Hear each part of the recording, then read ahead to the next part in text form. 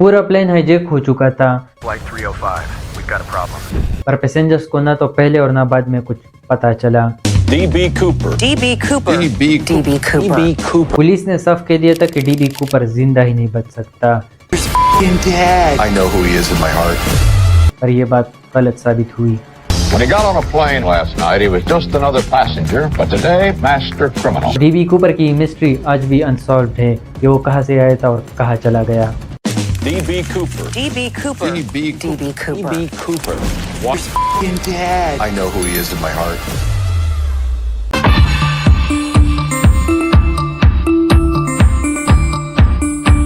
24 नवंबर साल 1971 अमेरिका का Portland international airport. मुसाफिर अपनी मंजिलों की तरफ बढ़ रहे हैं, इस बात से अनजान कि कुछ ही देर में अमेरिका का सबसे पुरस्कार जुर्म जन्म लेने वाला है।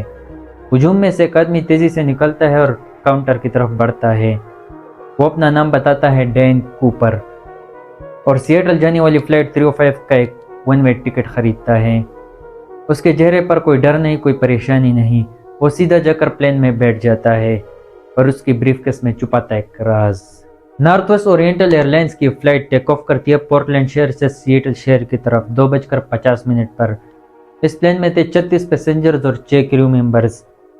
डैन कूपर, जो बाद में पूरी दुनिया में डीबी कूपर के नाम से मशहूर हुआ, और इसके पीछे भी एक इंटरेस्टिंग कहानी है जिस पर हम आगे चलकर बात करेंगे, पर फिलहाल हम इसे डीबी कूपर ही बताएंगे। तो डीबी कूपर ड्रेस था एक बिजनेसमैन की तरह, white shirt, black pants, age तकरीबन मिड 40s और बाकी डिटेल्स जो आप स्क्रीन पर देख रहे हैं।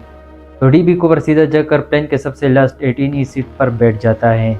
वो खुद को इंट्रोड्यूस कराता है होस्टेस फ्लोरेंस शाफनर से और उसके हाथ में एक नोट थमाता है। शाफनर एक 30 साल की जवान औरत थी, तो उसे लगा कि शायद कूपर उसके साथ फ्लर्ट कर रहा है।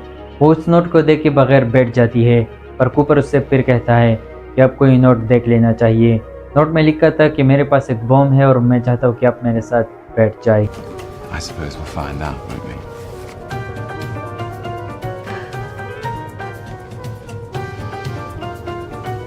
Miss, Yes, Mr. Cooper. you might want to take a look at that note. I have a bomb. शाफनर सीधा कूपर के साथ बैठ जाती है। कूपर उसे बताता है कि आज शाम तक मुझे $2 लाख, 2 फ्रंट और 2 बैक पैराशूट चाहिए, और जैसे ही हम सिएटल में लैंड करें प्लेन को रिफ्यूल किया जाना चाहिए, और कुछ भी फनी ट्राई मत करना वरना मैं उस पूरे प्लेन को बॉम्ब से उड़ा दूंगा। पैसेंजर्स को कुछ नहीं पता और ना ही शाफनर चाहती है कि पैसेंजर्स को कुछ पता चले। वो सीधा जाती है कॉकपिट में और ये नोट पायलट्स को दे देती है। इसके साथ एक और होस्टेस टीना मकलो भी कूपर की साइड में बैठ जाती है और कॉकपिट और कूपर के दरमियान कनेक्शन को बरकरार रखती है और उनकी बातें कराती है। पायलट्स एयर ट्रैफिक कंट्रोल से रब्ता करते और ये बात बताते हैं, और जल्द ही एयरलाइन के मालिक डोनाल्ड नेरोब लाइन पे आ जाते हैं। वो ये फैसला करते हैं कि कूपर के तमाम शराइत को मान लिया जाएगा और उसे पैसे भी दे दिए जाएंगे, और इसके साथ FBI को भी इन्फॉर्म किया जाता है। सिएटल बैंक से एक बंडल तैयार किया जाता है $2 लाख का, पर इस बंडल में एक खास बात थी जो आगे चलकर आपको पता चल जाएगी। मगर आखिर एयरलाइन का प्रेसिडेंट इन सब बातों को खुफिया क्यों रखना चाहता था? दरअसल वो चाहता था कि कंपनी के रेपुटेशन को बचाया जाए, वरना कंपनी को बहुत बड़ा लॉस हो जाएगा अगर ये खबर बाहर आ गई। इसलिए कंपनी को प्रॉफिट में रखने के लिए उसने इन सब चीज़ों को खुफिया रखा। इन सारी चीज़ों में वक्त लगता और फ्लाइट सिर्फ 30 मिनट की थी, तो कूपर कहता है कि सिएटल एयरपोर्ट के ऊपर फ्लाइट को मुसलसल उड़ाया जाए गोल सर्कलिंग में, और धीरे धीरे 30 मिनट की फ्लाइट 3 घंटे तक पहुंच गई। 5:46 पर आखिरकार ये प्लेन लैंड करता है। एयरलाइन का एक रिप्रेजेंटेटिव $2 लाख और 4 पैराशूट्स लेकर आता है। कूपर सबको इजाज़त देता है कि सारे पैसेंजर्स जा सकते हैं सिवाय टीना मकलो और पायलट्स के, और इसके साथ प्लेन की रिफ्यूलिंग को भी शुरू किया जाता है और प्लेन को रिफ्यूल कर लिया जाता है।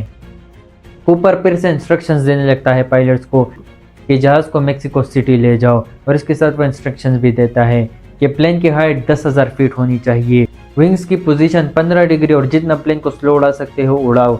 और पायलट्स कहते हैं कि हमारे पास इतना फ्यूल ही नहीं है, हम वहाँ नहीं पहुँच पाएंगे, पर कूपर इनकार करता है और कहता है कि जैसे मैंने कहा वैसे ही फ्लाई करो। अब पायलट्स के पास और कोई चॉइस नहीं थी, तो वो कूपर्स के इंस्ट्रक्शंस पर अमल करना शुरू कर देते हैं। डीबी कूपर टीना मकलो को कहता है कि वो कॉकपिट में चली जाए और दरवाज़ा बंद कर दे, और इसके साथ वो खुद को रेडी करना शुरू कर देता है। वो पैराशूट्स को पहनता है और पैसे का बैग अपने बदन पर स्ट्रैप करता है, और फिर इसके बाद जो आगे हुआ वो किसी फिल्मी सीन से कम नहीं था। डीबी कूपर प्लेन के पीछे का स्टेयरकेस खोलता है और इसके साथ वो जंप कर देता है। पायलट्स इन सब से अनजान थे। 8:13 पर प्लेन का पीछे का स्टेयरकेस अचानक बंद हो जाता है और पायलट्स नेवाडा के रीनो सिटी में प्लेन को लैंड करते हैं। इसके साथ ही पुलिस इन्वेस्टिगेशन शुरू करती है। पुलिस को मिलती है एक टाई क्लिप के साथ, इसके साथ एक सिगरेट और इसके साथ 66 अनआइडेंटिफाइड फिंगरप्रिंट्स। पैराशूट, सूटकेस और पैसों का बैग सब गायब थे। FBI 45 साल तक इन सब पर इन्वेस्टिगेशन करती रही और ये बन गया FBI की हिस्ट्री का सबसे मिस्टीरियस केस कि आखिर डीबी कूपर कहाँ से आया था और कहाँ चला गया। आइए जानते हैं इस वीडियो में। D.B. Cooper. D.B. Cooper. D.B. D.B. Cooper. D.B. Cooper. A hijacker calling himself D.B. Cooper jumped from an airliner in flight and demanded a $200,000 ransom and a parachute.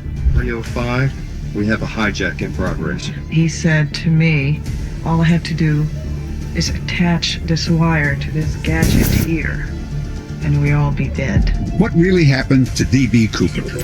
You believe that your uncle was D.B. Cooper. But there has never been a trace of Cooper or his true identity.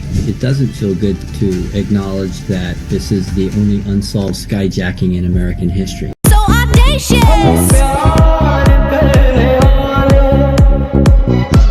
अब आते इस सवाल पर कि अगर इस बंदे ने अपना नाम डैन कूपर बताया था तो फिर ये डीबी कूपर के नाम से कैसे मशहूर हुआ। इसके पीछे एक इंटरेस्टिंग किस्सा है एक जर्नलिस्ट का, जेम्स लॉन्ग। जब पुलिस ने उसे नाम बताया डैन कूपर तो इस जर्नलिस्ट ने समझ लिया कि शायद पुलिस ने मुझे डीबी कूपर बताया है और ये बात उसने मीडिया में बता दी, जिससे बाकी जर्नलिस्ट ने भी इसे कॉपी किया और इस वाक़े के बारे में लिखना शुरू किया। तो डैन कूपर का नाम डीबी कूपर लिखा और ये डैन कूपर डीबी कूपर के नाम से मशहूर हुआ और ऐसे ही लोगों ने भी इसे डीबी कूपर के नाम से जानना शुरू किया। Daredevil thief called D.B. Cooper. D.B. Cooper. D.B. Cooper. D.B. Cooper. अब पुलिस ने सर्च शुरू किया वॉशिंगटन स्टेट के साउथ वेस्टर्न एरिया में जहां पाइन फ्लेक्स और बियर्स थे। पुलिस का कहना था कि डीबी कूपर बच ही नहीं सकता क्योंकि उसने 10,000 फीट से छलांग लगाया है और उस रात बहुत ज़्यादा बारिश हो रही थी और हवाई भी 320 किलोमीटर पर आवर की स्पीड से चल रही थी। तो अगर वो नीचे नदी में गिरा है तो वो नहीं बच सकता क्योंकि इतने ठंडी पानी में उसे हाइपोथर्मिया हो जाएगा और वो जल्द ही मर जाएगा। इसके साथ वो स्विम भी नहीं कर सकता क्योंकि उसका वेट बहुत ज़्यादा था पैसों और पैराशूट्स के साथ। अजीब बात यह है कि सेम कॉपीकैट हाईजैकिंग हुई 1970s में बिल्कुल डीबी कूपर की तरह। एक मशहूर केस है मार्टिन मैकेनली का, जब उसने 24 जून 1972 को $5 लाख लिए और प्लेन से कूद गया। हालांकि प्लेन की स्पीड 400-500 किलोमीटर पर आवर थी और मैकेनली के पास सिर्फ एक पैराशूट था, फिर भी वो कूद गया।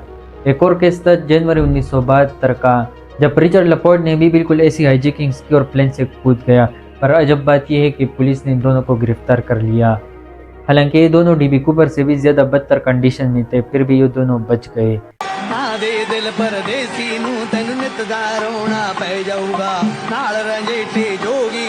पुलिस ने वहाँ सर्चिंग शुरू कर दी $20 नोट्स की, पर इन $20 के नोटों में एक खास बात थी, इनका सीरियल नंबर। दरअसल डीबी कूपर को जो पैसा दिया गया तो वो सिर्फ $20 के नोट्स थे और इनका सीरियल नंबर बैंक ने नोट कर लिया था और बैंक ने कसिनोस को अलर्ट जारी कर दिया था कि कहीं पर भी आपको ऐसे $20 के नोट्स मिले इस खास सीरियल नंबर के तो आप हमें इत्तला कीजिएगा। इसके साथ इन्वेस्टिगेटर्स ने लेक मार्विन पर भी सर्च शुरू कर दिया था कि कहीं वह डीबी कूपर की बॉडी या पैसा मिल जाए। इसके साथ कई प्रैक्टिकल एक्सपेरिमेंट्स भी हुए। एक बार तो एक 91 kg स्लेज को प्लेन के स्टेयरकेस से बाहर फेंक दिया गया। हर प्लेन की कॉन्फ़िगरेशन भी उसी तरह सेम थी जैसे डीबी कूपर की प्लेन की थी। यहाँ तक कि पुलिस ने डोर टू डोर सर्चेस भी शुरू कर दी थी और लेक मार्विन और इसके आसपास के इलाकों में बहुत ढूंढा डीबी कूपर को। इसके साथ एक सबमरीन को भी इस्तेमाल किया गया पर डीबी कूपर का कुछ अता पता नहीं मिल रहा था।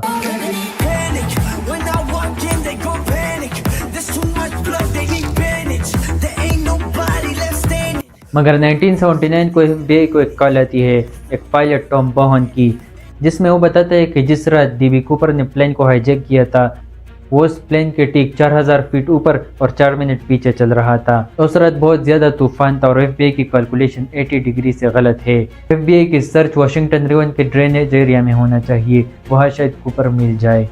और फिर कुछ वक्त बाद एक 8 साल बच्चे को कोलंबियन रिवर पर $20 के नोट्स मिले जिस पर वही सीरियल नंबर था।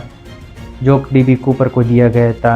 मगर आज भी दुनिया एक बात पर अटकी है कि आखिर डीबी कूपर था कौन। तू प्रेमी, मैं प्रेमी, तू राज़ी, मैं राज़ी।